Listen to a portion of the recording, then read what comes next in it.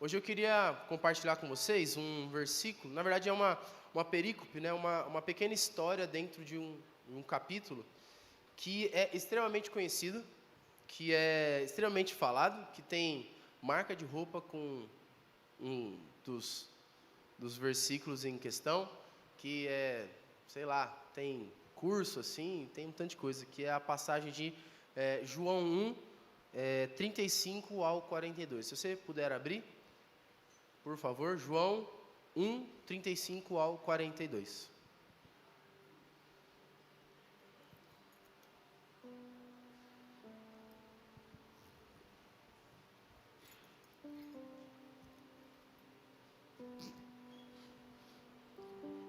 Hoje, dia quente, glória a Deus.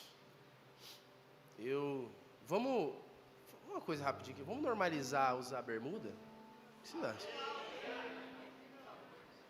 Caraca, vamos normalizar a bermuda? Acho que você não precisa vir com a bermuda aqui, tá? É bom avisar, né? Só avisar, né? Né? Mas o óbvio precisa ser dito. Igual eu me apresentar. Eu fui lá em Imperatriz, eu preguei no retiro, antes do nosso retiro lá em Imperatriz. E aí eu falei assim, gente, prazer, meu nome é Henrique, aí eu comecei a pregar, né? Aí chegou as pessoas, mano, você é de qual igreja? Aí o óbvio precisa ser dito às vezes, né? Aí eu sou lá de São Paulo, ele, que igreja? Eu, da igreja OAM. Aí eu falei assim, você faz o que lá? Eu falei assim, eu sou o pastor de lá, o pastor principal de lá. Beleza. Realmente tem pessoas que não nos conhecem, tá tudo bem. Todo mundo abriu e diz amém? Amém. Vamos lá. No dia seguinte, fala comigo, no dia seguinte, João estava ali novamente com 2 dos seus discípulos. Quando viu Jesus passando, disse, vejam, é o Cordeiro de Deus. Ouvindo dizer isso, os 2 discípulos seguiram a Jesus. Voltando-se, vendo que Jesus, que os 2 o seguiam, perguntou-lhes, o que vocês querem? Presta atenção aqui, o que vocês querem? E eles disseram, Rabi, que significa mestre, onde estás hospedado? Ou onde tu assistes, algumas versões. Respondeu ele, venham e vejam, ou venham e verão, ou vem e vê. Diferentes versões. Então foram por volta das 4 horas da tarde, viram onde ele estava hospedado e passaram com ele aquele dia. André, irmão de Simão Pedro, era um dos que tinha ouvido o que João dissera e que havia seguido Jesus. O primeiro que ele encontrou foi Simão, seu irmão. Ele disse, achamos o Messias, isto é, o Cristo.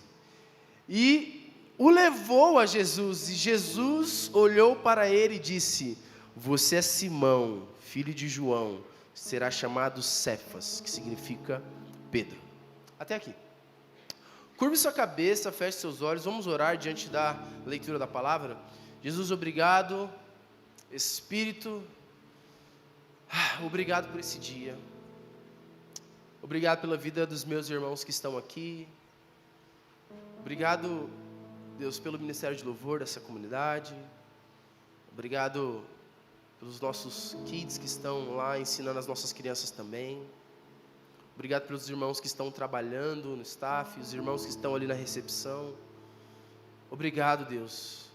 Obrigado por esse dia onde nós que somos os seus discípulos estamos aqui, louvando o seu nome, engrandecendo o seu nome, exaltando o seu nome. Eu oro não somente por mim, mas também pelos que estão ouvindo agora essa mensagem. Deus, faz deles uma terra boa, de fato. Espírito, eu te peço, amigo, me ajude nessa pregação, me ajude a comunicar a tua palavra, independente da minha fraqueza e da minha falha. Captura a atenção dos meus irmãos essa manhã, captura os ouvidos, os olhos, o coração. Abre o coração agora deles, Deus. Dilata o coração, os sentimentos do coração, para perceber o seu falar, o seu sussurrar, o seu toque, Deus. Esquenta as brasas do coração que estão espalhadas, Deus. Mais uma vez, aquece o nosso coração, o ardor da Tua palavra, mais uma vez nesta manhã. Em nome de Jesus, amém. Amém. Irmãos, essa semana pós-retiro, cara, eu estava falando para a Ana hoje de manhã, cara, já aconteceu tanta coisa essa semana na minha vida. Parece que o retiro foi umas 2, 3 semanas atrás, e eu ainda estou lembrando do retiro. Uma doideira. Segunda-feira, o grupo do retiro estava precioso. Cara, estava muito bom. Tava muito engraçado. Devo ficar claro, quem trabalha e quem não trabalha. Tô brincando, gente. Que isso, Marcelo, que isso. E olha só, eu falei no retiro, né? Quem que ficou na minha casa esses dias todos? Marcelo, né, Tchelo? Ô, Marcelo. E eu não sabia exatamente o que pregar. Cara, eu não sabia mesmo. Eu fiquei, mano, o que eu vou pregar? Não tem uma mensagem, eu ainda tô na mensagem do Douglas ainda, entendendo ainda. Inclusive, a gente precisa expulsar César mesmo. Cadê o César? Olha lá, ó. Tira aquela camiseta. Não pode. Hoje não pode. Piada de quem foi no retiro. Perdão, irmãos. E não sabia o que pregar, e eu comecei a tentar ouvir Deus nas minhas caminhadas matinais, orando, adorando Jesus. E eu comecei a assistir algumas pregações, e aí eu caí na pregação do grande, magnífico, maravilhoso, hermoso Jonas Madureira. E eu estava escutando uma pregação dele que é olhar e ver, ver e ouvir, uma série que eles estavam fazendo, e eu fiquei meio cativado assim pelo jeito que ele prega, assim, me cativa muito assim a paixão, ele é voraz assim na mensagem, tipo, aquilo machuca ele. Você percebe que aquilo que ele está pregando machuca, e ele é cheio de contos filosóficos e vai viajando e começa a falar de um tanto de coisa. Ele começa a falar de umas coisas que eu falo assim, mano, onde que ele está indo, né? Tipo assim, ele começa a viajar assim, e é muito legal, eu gosto muito, me identifico muito, queria pregar assim, não consigo.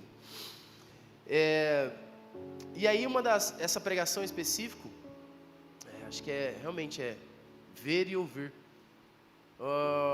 Ele cita um poema lá, e depois um filósofo e tal, e nessas coisas que estava falando, cara, que legal, né? Poesia e tal. Aí eu comecei a vasculhar assim o que ele estava falando, e aí de repente, caí naquele cara amado por nós, talvez não conhecido por todos, chamado Carlos Drummond de Andrade. Quem já ouviu falar de Carlos Drummond de Andrade? Todo mundo, né? Acho que na escola é leitura obrigatória. E é justamente essa leitura obrigatória que é o famoso poema que é qual, gente? Gente, meu Deus. Qual o famoso poema de Carlos Drummond de Andrade?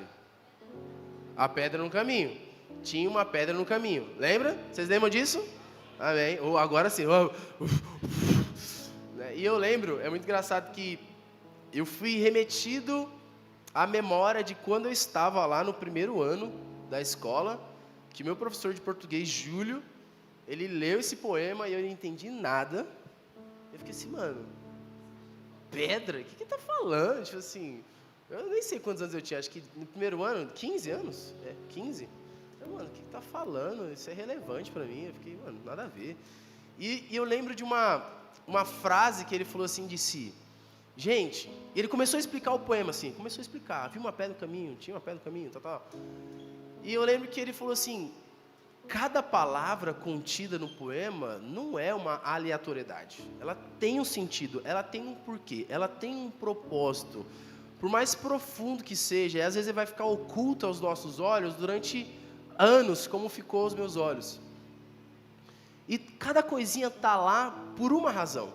E às vezes a gente lê algumas coisas, a gente vê que, tipo assim, mano, isso aqui é totalmente irrelevante. Mas quando você começa a se aprofundar, você vê que aquela palavrinha em específico, ela traz muito sentimento para o autor. E aí eu fui ler o poema. Eu queria recitar para vocês aqui. Que todo mundo sabe, né? No meio do caminho tinha uma pedra. Tinha uma pedra no meio do caminho. Tinha uma pedra. No meio do caminho tinha uma pedra. Imagina eu com 15 anos ouvindo isso. Eu já entendi. Tinha uma pedra. Aí vem a parte que é muito legal. Nunca me esquecerei desse acontecimento na vida das minhas retinas tão fadigadas. Nunca me esquecerei que no meio do caminho tinha uma pedra no meio do caminho. No meio do caminho tinha uma pedra. Você olha isso aqui e fala assim, mano, que nada a ver, mano.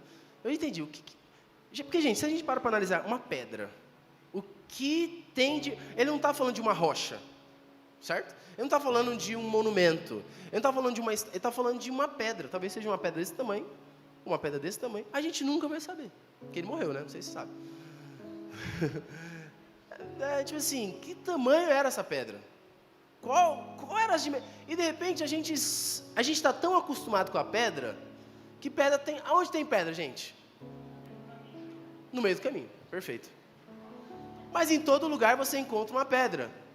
Pedras redondinhas, vivas, algumas mais bonitinhas. Somos pedras vivas. Gente, pedra é uma coisa tão comum. E às vezes a gente olha, a gente pensa, cara, é só uma pedra, mano. Porque a pedra fez Carlos Drummond de Andrade escrever um poema que é o poema que abalou o mundo internacionalmente falando. Depois eu fui pesquisar e tudo mais. E é justamente essa a ideia que eu quero trazer hoje. Talvez coisas que são tão comuns para nós, quando nós olhamos, nós lemos, e a gente talvez já conheça, tenha certa familiaridade, o quanto nós perdemos, por falta de identificação, o significado das coisas comuns do dia. É comum pedra, mas talvez para Carlos Drummond tenha um significado absurdo. É uma pedra, gente. É uma pedra. Tipo assim, não tem valor agregado, não é ouro, não tem sentimento, não, enfim. É justamente isso que eu queria entrar aqui no texto com vocês. Eu queria convidar vocês a nós abrirmos uma lupa e olharmos esse texto aqui, essa passagem, com todo o carinho que ele merece ser olhado. E por tão simples que ele é. Quem já leu esse versículo aqui? Pô, se você é um crente, você tem um dia você recebeu aquela biblinha azulzinha, que só tem os evangelhos. Vai estar lá. Gente, tem a frase vem ver, tem curso, tem mentoria disso, tem camiseta disso aí, do pessoal do Over Mission. É comum, vem ver. Tem até álbum chamado Vem Ver. E é algo tão normal. Mas eu queria que nós fôssemos transportados agora lá para a época que essas coisas aconteceram. Mas antes de tudo, vamos contextualizar. Aqui é o primeiro capítulo de João. Para quem não lembra, João começa, no princípio era o verbo estava com Deus, o verbo era Deus, aquelas coisas. Ele vem fazendo essa cristologia alta, falando que Jesus é Deus, ele é homem encarnado. O cenário ali, naquela época, João já era um dos últimos ali, estava combatendo o gnosticismo, heresias dentro da comunidade, e ele estava querendo evidenciar o quão divino Jesus era. Em contrapartida, nós temos os evangelhos de Mateus, Marcos e Lucas, que são os evangelhos conhecidos como sinóticos, que são, provavelmente, o primeiro ali foi o de Marcos, que quem falou foi Pedro, é o relato de Pedro, e Marcos foi escrevendo ali, e eles são muito paralelos, não sei se vocês já perceberam, eles são muito paralelos, por isso que eles são chamados de evangelhos sinóticos, porque eles são utilizados uns com, tipo assim, você pega o de Marcos, muito provavelmente Lucas utilizou o de Marcos para escrever o seu evangelho, assim como Mateus e etc. Então, só que o de João ele é diferente, ele foca ali um pouquinho na divindade de Jesus. E aqui nós temos essa primeira parte, que é essa evidência que Jesus ele é Deus. E logo em seguida nós temos o famoso testemunho de João. Ele estava batizando, aí Jesus ele aparece lá, aí João fala assim, meu Deus, eu não sou digno e tal. É esse mesmo relato. e João começa a dar testemunho acerca de quem Jesus era, que é a partir do verso 19, se você tiver com a sua Bíblia. Do verso 19 ao 28, nós identificamos o testemunho de João. E este capítulo aqui, ele é meio que dividido em dias. Não sei se vocês já perceberam, em dias. Então, nós temos o dia 1, dia 2, dia 3 e dia 4. O dia 1, ele é iniciado lá no versículo 19 até o 28, se você quiser ir acompanhando aí. E este foi o testemunho de João, esse é o primeiro dia. Então, é uma série de dias corridos. Vocês estão comigo? Uma série de dias corridos, onde o primeiro acontece no verso 19. E aí no versículo 29, vocês estão acompanhando? Qual que é a primeira frase aí? No dia seguinte, João viu a Jesus e disse: eis o Cordeiro de Deus. Então aqui nós temos o dia 2. Ele fala assim, ó, eis o Cordeiro de... Após ele ter testemunhado, ele está fazendo ali o seu ministério, batizando a galera, no dia seguinte ele vê Jesus. E ele diz, eis o Cordeiro de Deus que tira o pecado do mundo. É interessante a gente analisar isso aqui, porque após essa afirmação, não acontece nada. João não relata nada. Tipo assim, eis o Cordeiro de Deus. Aí, tipo, aconteceu nada. Jesus continua andando, João continuou batizando, ele só reconheceu que era o Filho de Deus. E aí a gente entra na nossa passagem, a partir do verso 35, que diz o quê? Como que inicia? No dia seguinte. João estava outra vez, mais uma vez batizando, e ele mais uma vez diz, eis o Cordeiro de Deus que tira o pecado do mundo. Para finalizar, o último dia é a partir do verso 43, que diz o quê? No dia seguinte. Então, se a gente fosse colocar uma cronologia aqui só de maneira prática, é segunda, terça, quarta e quinta. 4 dias seguidos. E a gente se encontra nesse momento aqui do versículo 35, que é no dia seguinte, mais uma vez, João estava dizendo, eis o Cordeiro de Deus que tira o pecado do mundo. Só que dessa vez, isso ocasionou uma certa curiosidade em algum dos discípulos atuais de João. A saber, o próprio evangelista João, o autor desse evangelho, quem escreveu, e André, que é irmão de Pedro.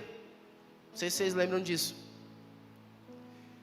E essa afirmação de que Jesus ele é o Cordeiro de Deus, é interessante porque logo em seguida diz assim, e eles o seguiram.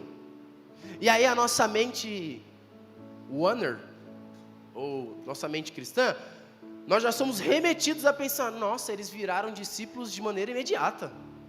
Quem já pensou nisso? Nossa, eles ouviram que era o Cordeiro de Deus, e de repente eles seguiram, e agora Jesus tem 2 discípulos. E essa perícope é tão legal, porque aqui é onde Jesus está caminhando sozinho, Jesus não tinha ninguém. Já por pensar nisso? Não tinha multidão, não tinha discípulos, não tinha pessoas ao seu redor. Essa igreja aqui hoje, que é composta acho que 350 a 400 membros, uma igreja grande, o início dessa nossa igreja nós nos deparamos com esses 2 carinhas aqui que resolveram investigar algo. E é justamente esse o sentido da palavra seguir. A palavra seguir aqui, frequentemente ela é usada nos evangelhos, de fato, como alguém que estava seguindo a Jesus.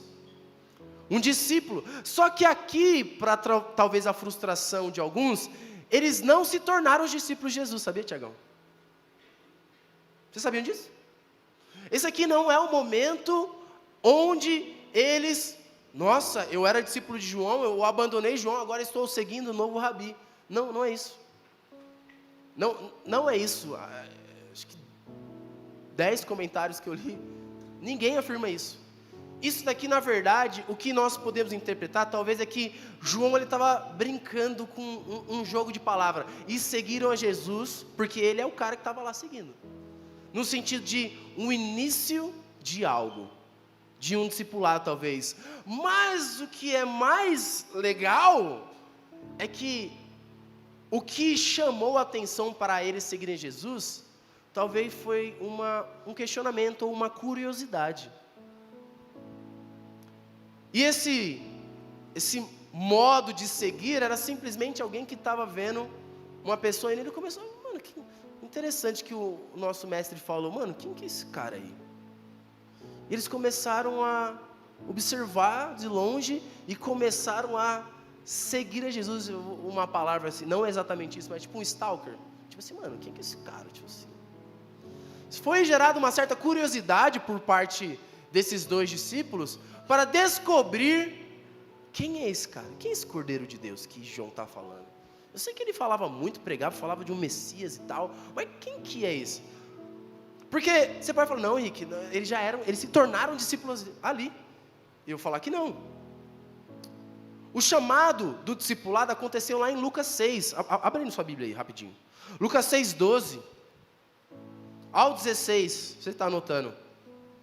E aconteceu que naqueles dias saiu ao monte a orar, e passou a noite em oração a Deus. E quando já era dia, chamou para si os seus discípulos e escolheu 12 deles, a quem também deu o nome de apóstolos: Simão, também chamado Pedro, André, olha aqui André, seu irmão, Tiago e João, que é os 4 primeiros que aparecem ali nesse cenário.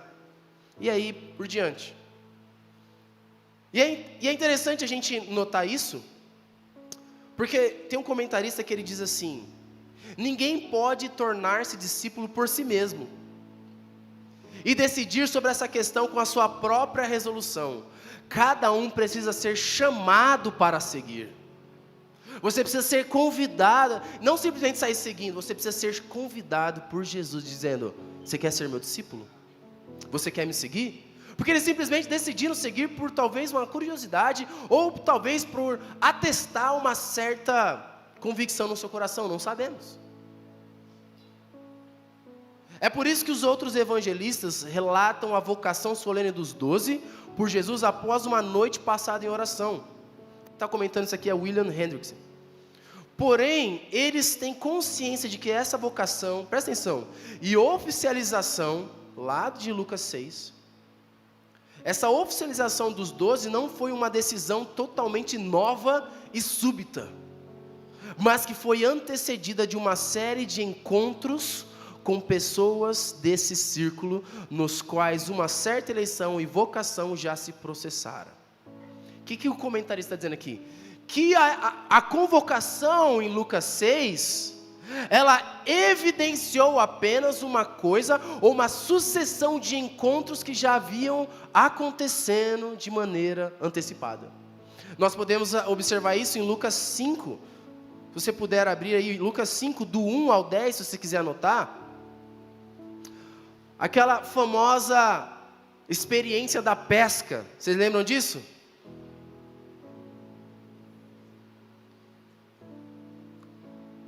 Jesus falou assim, lança as vossas redes no mar, e tal, e aí Simão falou assim: mestre, havendo trabalhado toda a noite, nada apanhamos, lembra disso? Esse talvez seja o segundo encontro, desde esse primeiro encontro em João 1 que nós lemos. E aí no final está escrito lá no versículo 10, e de igual modo também de Tiago e João, filhos de Zebedeu, que eram companheiros de Simão, e disse Jesus a Simão: não temas, de agora em diante serás pescador de homens. Versículo 10. Só que João 1 já havia acontecido. Fica evidente talvez que a nossa interpretação, nós inferimos que eles se tornaram discípulos ali, está equivocada. Eles, sim, em certa instância, sentido, eles reconheciam alguma coisa naquele homem que atraiu a atenção deles pela declaração do seu mestre, dizendo: olha, aquele é o cara que eu estava falando. Eu falei assim, mano, interessante. Então eles ficam olhando de longe, assim, tipo assim, mano, a gente chega, eu fico imaginando a conversa, tipo assim, os dois lá, André e João, tipo, e aí, mano, vamos abordar ele? Tipo assim, mano, não vai ficar estranho não a gente seguindo ele. Vamos afastar um pouquinho, a gente tá muito perto. Aí tipo assim, vamos lá. Vai você. Não, vai você. Não, eu sou tímido. João, no caso. Porque João nem fala que é ele, né? Não sei se perceberam. Então percebe que aconteceram alguns encontros, fala comigo, encontros. com a pessoa de Jesus para com seus discípulos. A vida deles foi marcada de talvez sucessivos encontros à medida que eles iam convivendo com Jesus. Lucas 5, Lucas 6 atesta isso, e até mesmo essa passagem agora de João. Eu queria dizer para vocês que nessa primeira parte, o discipulado, ele é marcado de encontros com Deus. Talvez você não se torne discípulo de imediato, mas em algum momento da sua vida você se deparou com alguma coisa que chamou a sua atenção. Alguma coisa te atraiu. Uma coisa que a sua mãe falou, uma coisa que talvez o seu pastor falou, ou um cara da sua empresa falou, da sua faculdade, tipo, isso gerou certa curiosidade. Como assim, mano, os caras estão falando isso? A perna cresceu? Cresceu centímetros. Talvez algumas coisas brilharam nos seus olhos para você vir para a igreja, você querer ser um discípulo de Jesus. E é muito engraçado, se a gente continua no texto, ele vai falar assim, abre aí comigo aí, João.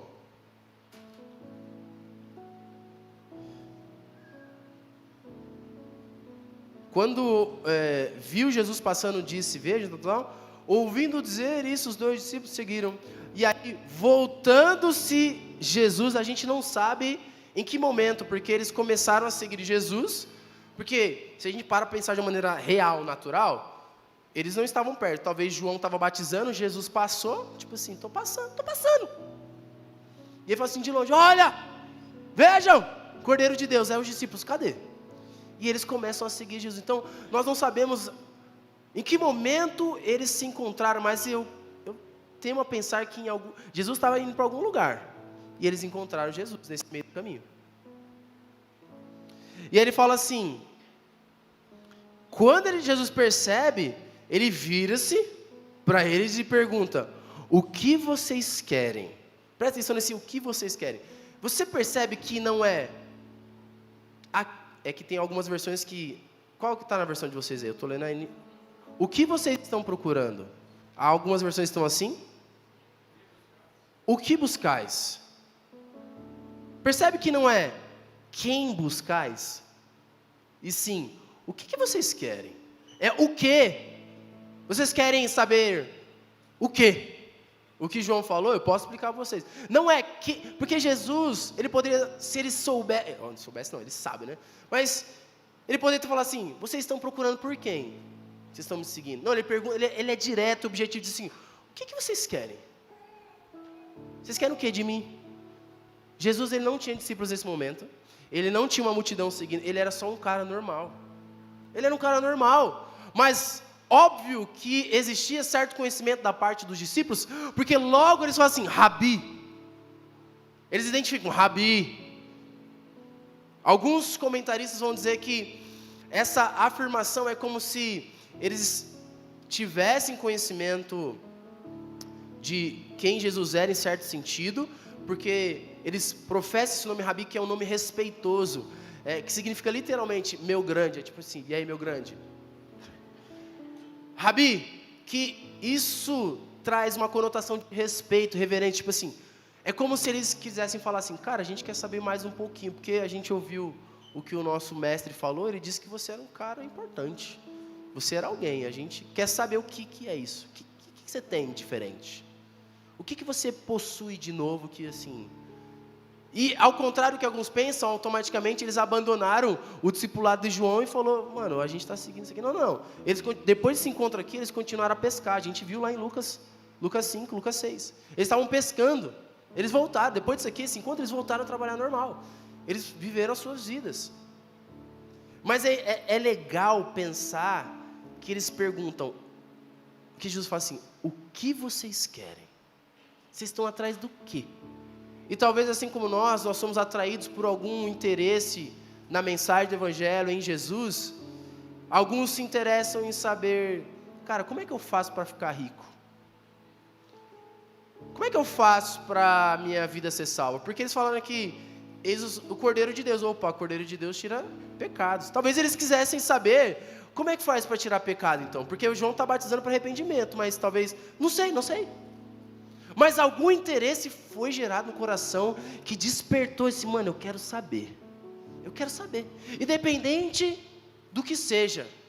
E Jesus prontamente pergunta e eles respondem com toda a sabedoria. Rabi, quer dizer mestre. Eu sei que você é uma pessoa importante. Eu sei que você tem algo diferente. Eu só quero saber, onde você mora?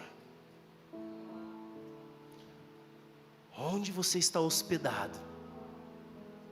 Onde você assiste? Eles só queriam saber, cara, a gente quer ter um tempo privado com você. A gente está meio confuso em algumas coisas. Será que a gente poderia estar onde você está para a gente saber quem você é? A gente quer saber só onde você mora. A gente quer saber quem é você. O que você tem? A gente não sabe.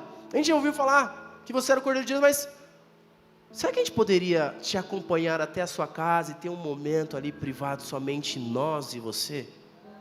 Percebe que ninguém mais, após a fala de João, seguiu somente esses dois caras. João estava batizando, gente, João chamava atenção, João Batista. Ele chamava atenção. Várias pessoas estavam ali, mas somente dois caras. Duas pessoas falaram assim, mano, quem que é ele? O que ele tem? E eles vão atrás disso. A gente pode conversar um pouquinho? A gente quer ir, onde estiver a gente vai. Se quiser conversar aqui a gente fica, mas se quiser, a gente quer saber onde você está, porque a gente sabe que pode gastar um tempo talvez. E aqui a gente vai caminhando para talvez o ápice desse momento tão singelo, que aí Jesus responde, vem e vê. Cara, isso aqui é muito doido. Aqueles dois homens curiosos têm uma resposta positiva, dizendo, vem ver. Vocês querem descobrir? Vem ver. Vocês já me seguiram até aqui? Vamos lá. Eu moro em tal lugar, vamos lá. Eu moro, talvez longe, Cafarnaum, sei. A gente vai dar uma andada, vai dar uma pernada. Vocês estão afim? Bora lá. A gente está interessado em saber aonde você está morando, porque a gente quer ir lá saber quem você é. E Jesus, sozinho, diz, vamos. Cara, isso é muito doido, porque esse vem e vê é um termo que é utilizado realmente por rabinos, para dizer, cara, vamos lá, eu quero abrir a minha porta da casa, e eu quero que vocês realmente venham, e vejam. E então, foram. Aí é legal, porque Jesus fala assim, vem ver, e aí continua, então foram, por volta das 4 horas da tarde, ou algumas versões vai estar o que? A hora 10ª. Viram onde ele estava hospedado, e passaram com ele aquele dia. Irmãos, vamos lá. Vocês estão comigo? Vocês estão amando Jesus ainda?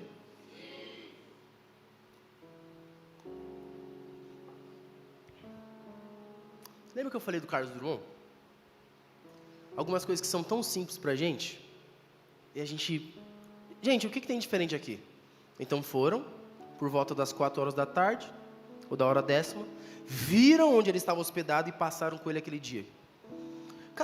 Cadê o sentimento aqui? A gente não consegue. Tipo assim, a gente pode até falar, uau, passaram aquele dia com Jesus. Mas talvez essa passagem ela seja só uma pedra pra gente, sabe? É uma pedra. Normal.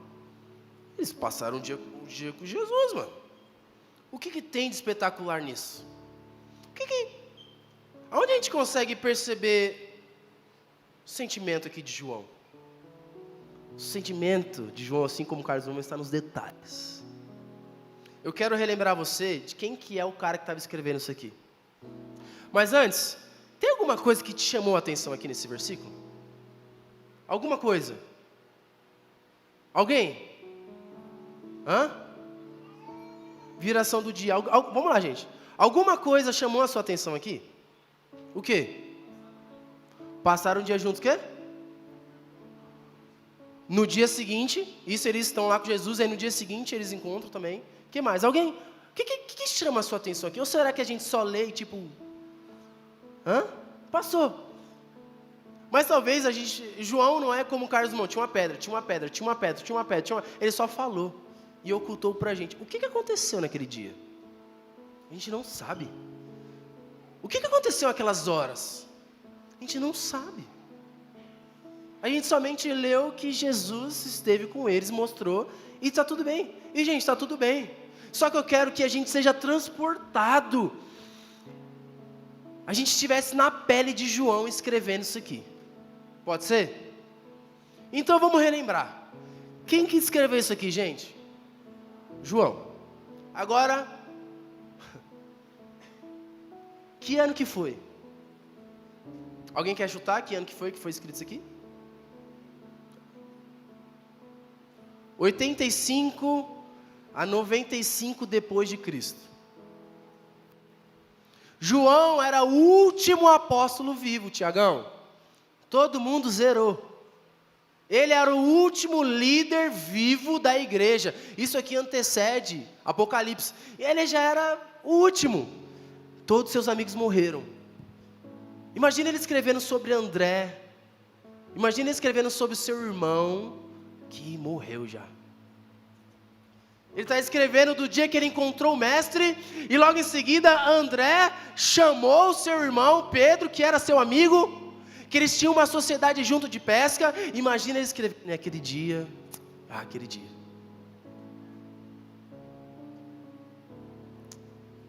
A gente trabalhava junto, a gente era discípulo de João junto, e aquele dia a gente viu uma coisa que chamou a nossa atenção.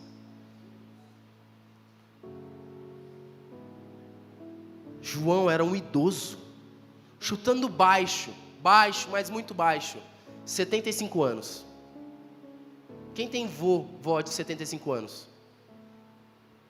Mas você consegue imaginar o seu vô só chutando baixo, tá, gente? Baixíssimo.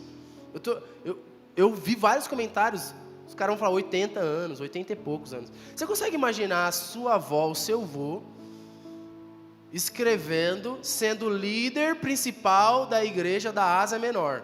Ele estava em Éfeso aqui quando ele escreveu. E detalhe, perseguição rolando, gente. Loucura. Heresia dentro da igreja. Logo em seguida ele escreve 1 João, gnosticismo cantando solto, dizendo que Jesus não é docetismo, Jesus era um negócio, não era de carne não. Então ele escreve que os nossos olhos viram, as nossas mãos apalparam. Eu estava lá, eu peguei nele. 85 anos, e de repente ele começa a escrever: no princípio era o verbo, e o verbo estava com Deus, e o verbo era Deus. E João disse: João, meu primeiro mestre. Consegue talvez ter o sentimento de João? João. Ele começa a escrever com João. Será que ele estava chorando? Será que ele estava... O que ele estava sentindo ao escrever sobre o seu primeiro mestre?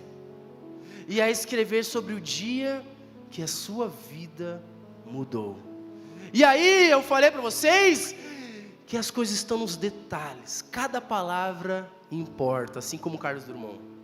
A pedra tem um significado. Eu fui procurar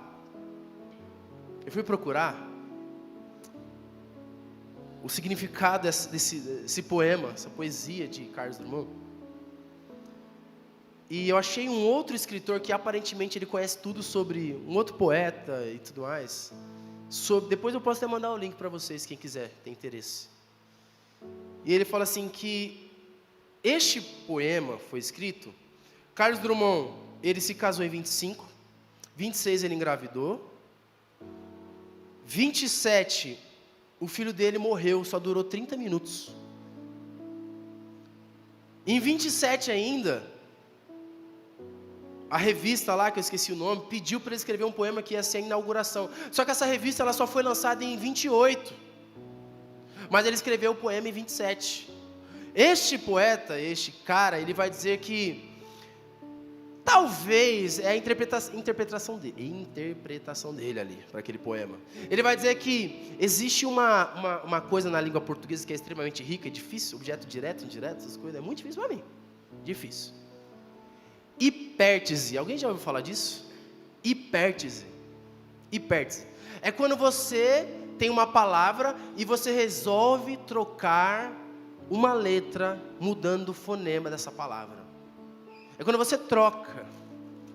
E aí esse cara vai dizer que talvez o sentimento ali, que para muitos é só uma pedra, talvez o verdadeiro sentimento de Carlos Drummond era expressar o que ele estava sentindo naquele momento, que era a dor da perca do seu filho.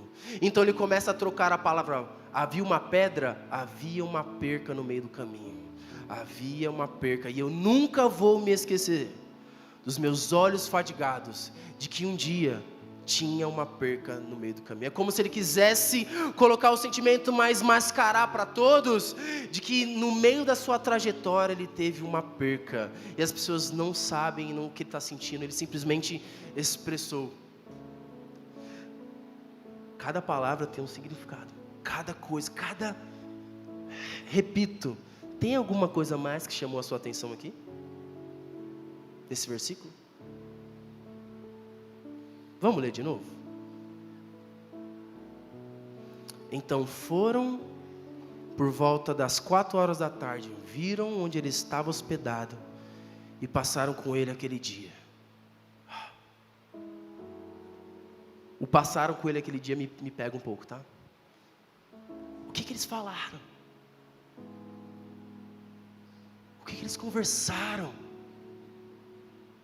Será que não era importante João relatar?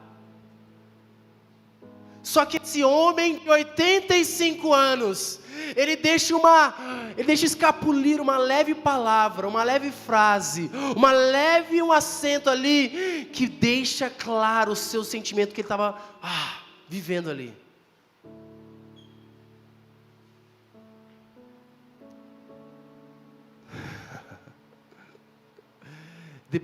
Se a gente começa a fazer a conta, desde Jesus, deste encontro, vocês estão comigo ainda?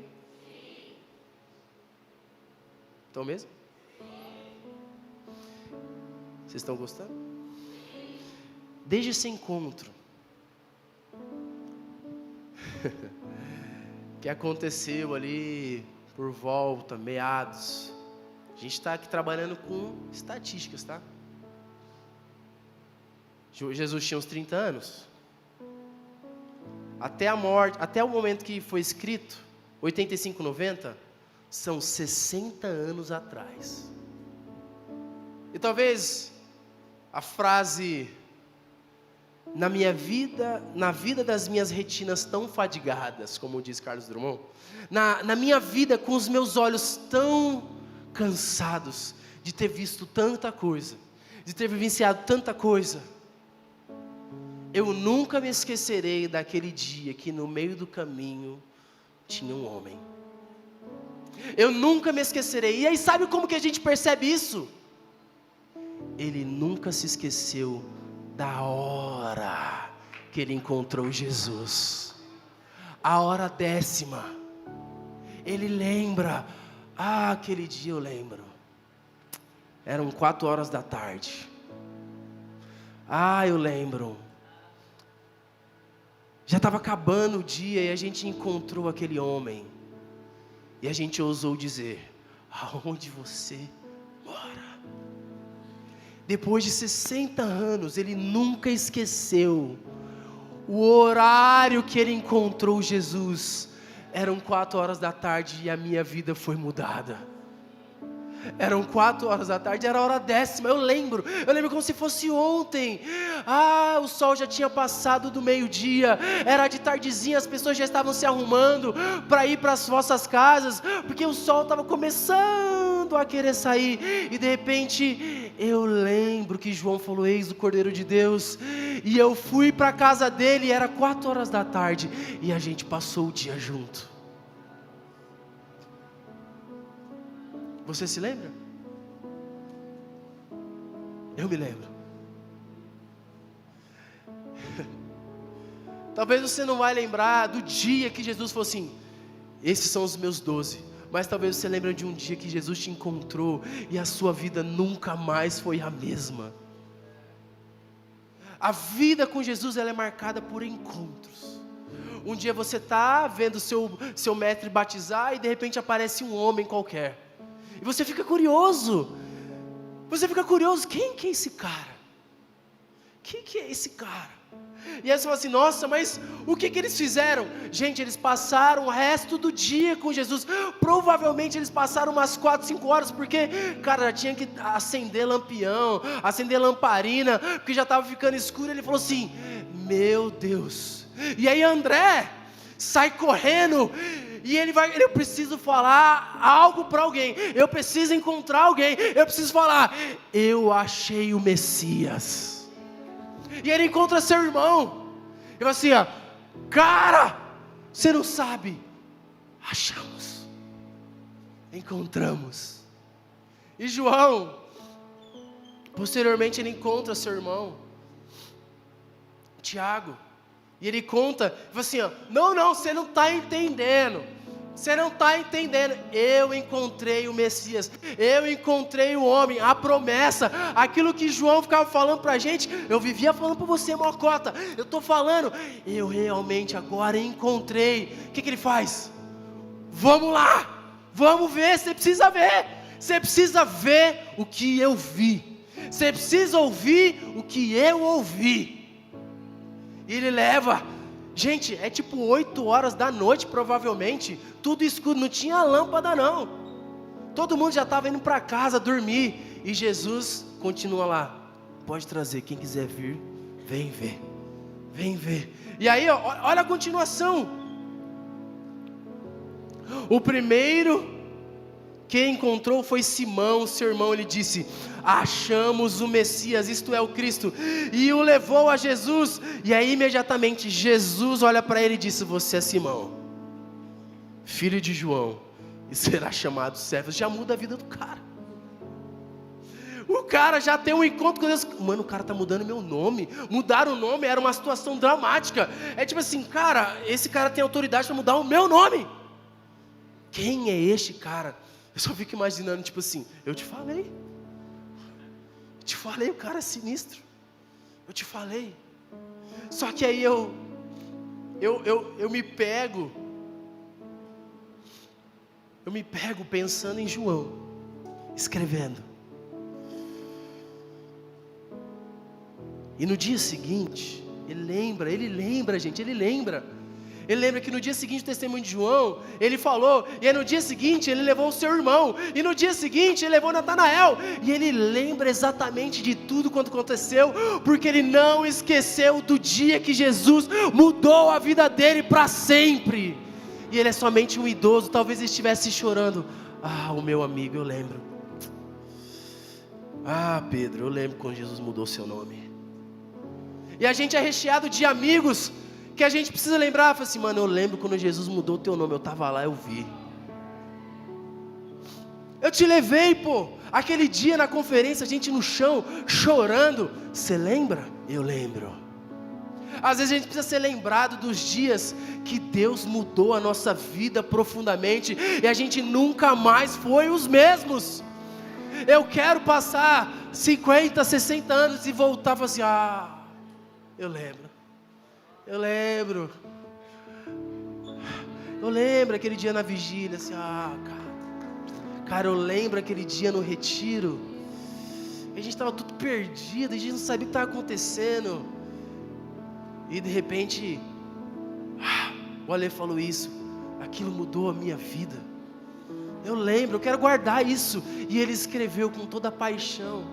Irmão, será que você pode lembrar um dia que Jesus te encontrou? Talvez não foi o dia da sua conversão, entre aspas, por assim dizer, como em Lucas 6. Talvez Lucas 5 você se deparou com alguma coisa, mas eu tenho certeza que lá em Lucas 5, ele estava lembrando. Aquele dia foi diferente.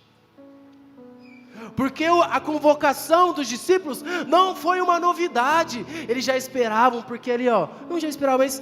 cara, era o círculo de amigos dele, eles continuaram próximos, e é muito interessante que depois desse dia, depois desse dia, do dia seguinte, tal, que eles encontraram um homem no meio do caminho, aí você fala assim, nossa, então eles viraram super apóstolos. Não, eles continuaram a trabalhar, mas Jesus sempre, o que vocês estão fazendo aí? Jesus continua querendo ter encontros, e mais encontros, e mais encontros, e era tão interessante, eu fico viajando em João, porque João era tão assim, que ele não mostra que é ele não fala que é ele, e porque, gente, talvez tem coisas que Deus te mostra, que Deus fala com você, que ninguém precisa ficar sabendo, porque, gente, o quão rico seria ele anotar, e naquele dia ele me falou isso, aquilo outro, e isso, e aquilo outro, e ele, nossa, depois ele falou, e aí André perguntou, não, ele simplesmente acabou e falou assim, eu preciso contar para alguém que eu encontrei Jesus, em coisas que, encontros que não vai estar público, encontros no seu quarto, encontros enquanto você está no trem, aí você coloca uma música e de repente, e aí sabe aquela vontade e aquela vergonha, você fica de chorar em público, você fica assim, Jesus, eu sou esse cara, e eu fico me segurando, tem encontros que eles são individuais, são privados, ninguém precisa saber, mas você precisa lembrar, havia um homem no meio do caminho da minha vida, e aí você pensa, eu encontrei, não foi você que encontrou ele te encontrou, porque ele falou assim, o que vocês querem? A gente quer saber quem é você, vem ver, talvez Jesus está chamando você, vem ver, só que a gente precisa ter pelo menos um pouquinho da curiosidade dos discípulos em falar assim, quem que é esse cara? Talvez a sua curiosidade é você vir no culto de domingo de manhã, talvez a sua curiosidade é você ir numa conferência, ou talvez a sua curiosidade é você um dia abrir a Bíblia e falar assim, cara, quem que é esse cara que o Henrique estava falando domingo? E o convite ele continua aberto, vem ver. E por fim,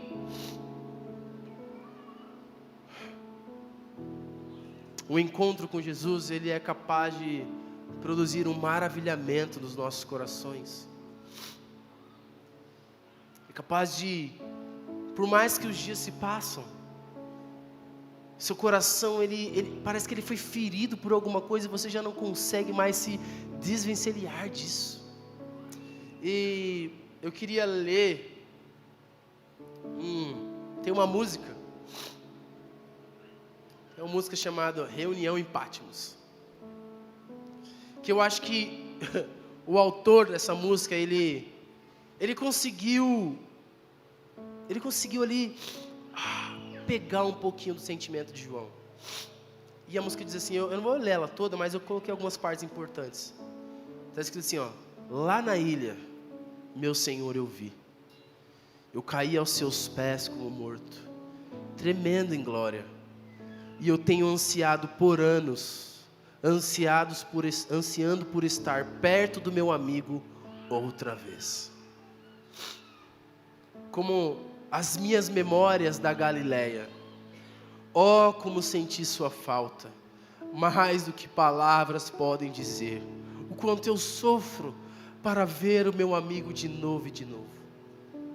Eu sinto saudade, eu sinto amor, esse paradoxo em mim, é melhor quando você está aqui, você disse que seria melhor se você partisse, talvez era isso que você queria dizer naquele tempo, sabendo o que isso despertaria em mim, eu sou assombrado pelas memórias, daqueles dias na Galileia. Irmãos, nós precisamos ser assombrados por Deus.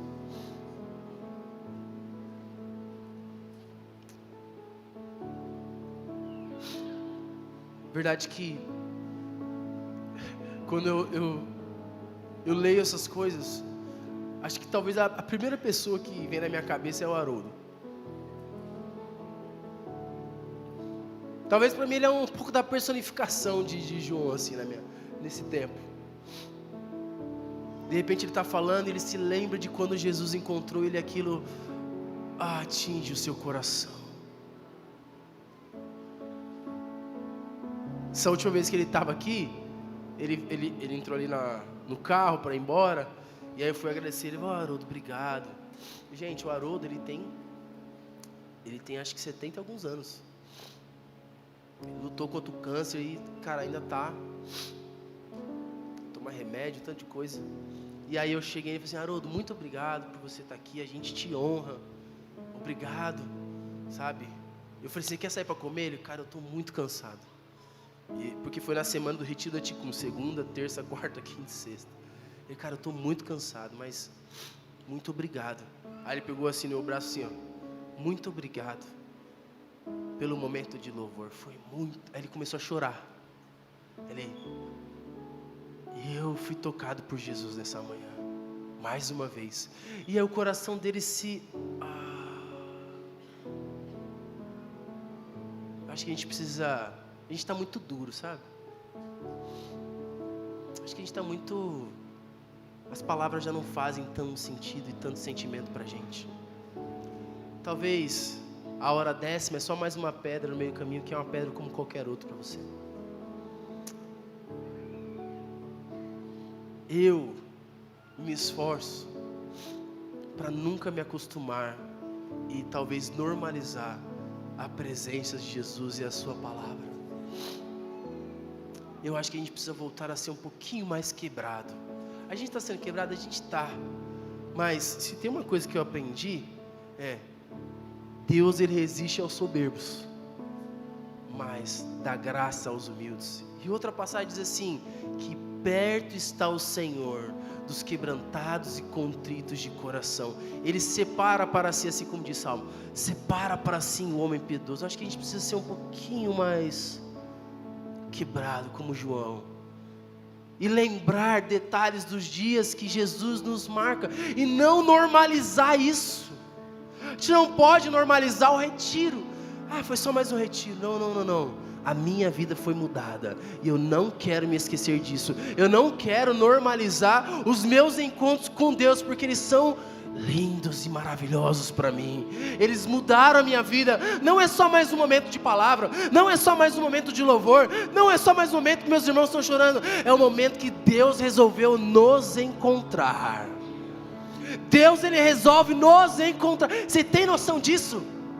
Deus resolveu nos encontrar. Isso nunca será normal. Isso nunca será normal. E sabe o que é mais legal?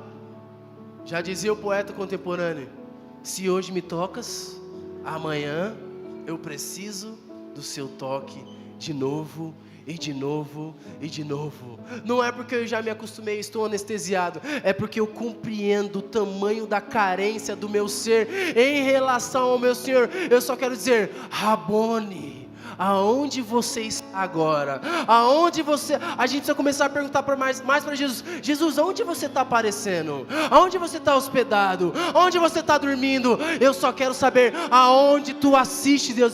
Será que eu posso te acompanhar? Será que eu posso ir com você? Será que eu posso passar o resto do dia com você?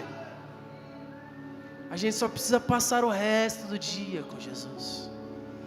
E a gente não vai precisar postar no Instagram: nossa, foi incrível. A gente não vai precisar postar no TikTok: olha só esse culto. Não. Vamos fazer igual o João. E passamos o dia com ele. E só eu e ele sabemos. Tem coisas que só eu e a Ana sabem. Quando a gente sai para almoçar, quando a gente sai para comer, é eu e ela. É o meu relacionamento com ela. Eu não vou ficar falando de púlpito. Eu não vou ficar falando para todo mundo. Eu só falo assim: cara, um dia eu saí com a minha esposa e foi incrível. O que aconteceu? Sai com a sua. Cara, um dia Jesus me tocou. Cara, o que aconteceu? Você precisa seguir ele para saber onde ele está. Você precisa ser um stalker. Você precisa saber: cadê Jesus? Aonde está Jesus? Será que alguém sabe onde está Jesus? Será que alguém dessa sala sabe onde Jesus está hospedado? Será que ele está na sua casa? Se ele estiver na sua casa, me fala. Ele estava no retiro?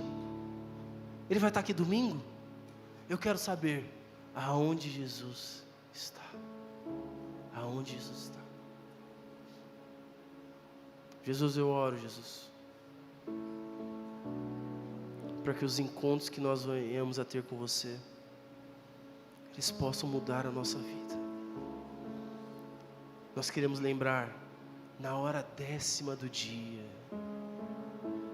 eu o encontrei, e passamos o dia com Ele, e as suas palavras eram doces para mim, as suas palavras eram como quem sabia toda a minha vida, as suas palavras eram histórias como que Ele sabia tudo que eu havia passado, tudo que eu estava sentindo, todas as minhas dúvidas, todos os meus questionamentos, parecia que Ele já me conhecia há tanto tempo. Oh Jesus, não queremos normalizar os encontros com o Senhor. Eu quero lembrar, Deus, eu quero ser revigorado, eu quero ser refrigerado do dia que os meus olhos viram o Senhor, e eu fui maravilhado pela beleza e o coração simples daquele homem chamado Jesus, que eu encontrei no meio do caminho da minha vida, da estrada da minha vida tão torta, da estrada da minha vida tão confusa, da estrada da minha vida tão perdida, tão cheia de questionamentos e justiça própria. Aquele dia que Jesus, Ele olhou para mim e disse: vem ver, vem ver. Jesus, Espírito, faça mais convites para nós, dizendo: vem ver. Desperta curiosidade no nosso coração por saber quem é Jesus. Eu quero conhecer Jesus hoje e amanhã. Eu preciso saber quem é Jesus. Eu preciso saber quem é Jesus. Ah, como eu sinto saudade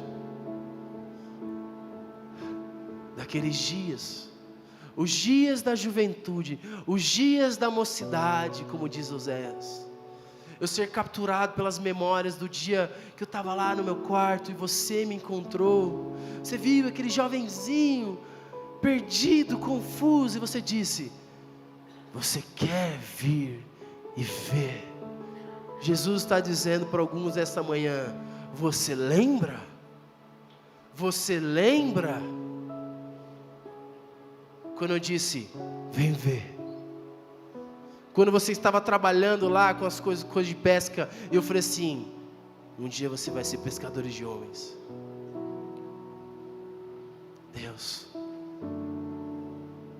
Deus, eu não quero produzir nenhum tipo de emocionalismo na vida dos meus irmãos.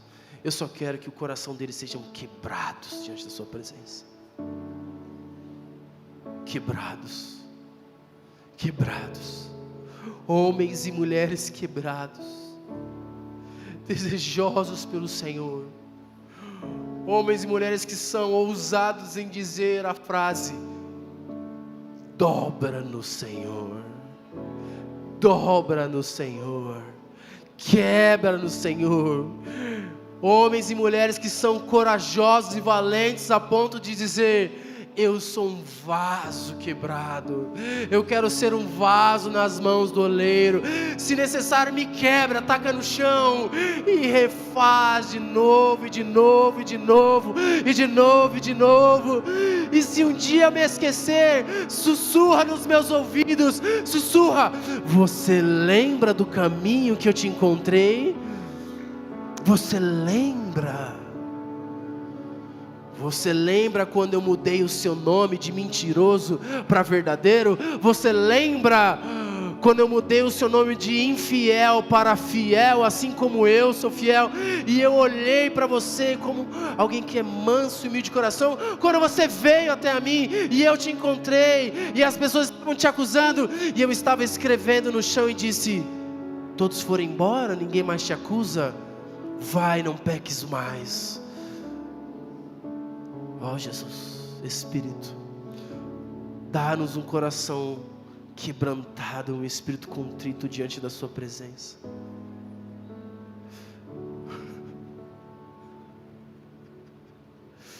Espírito de Deus, quebra-nos mais uma vez, Deus.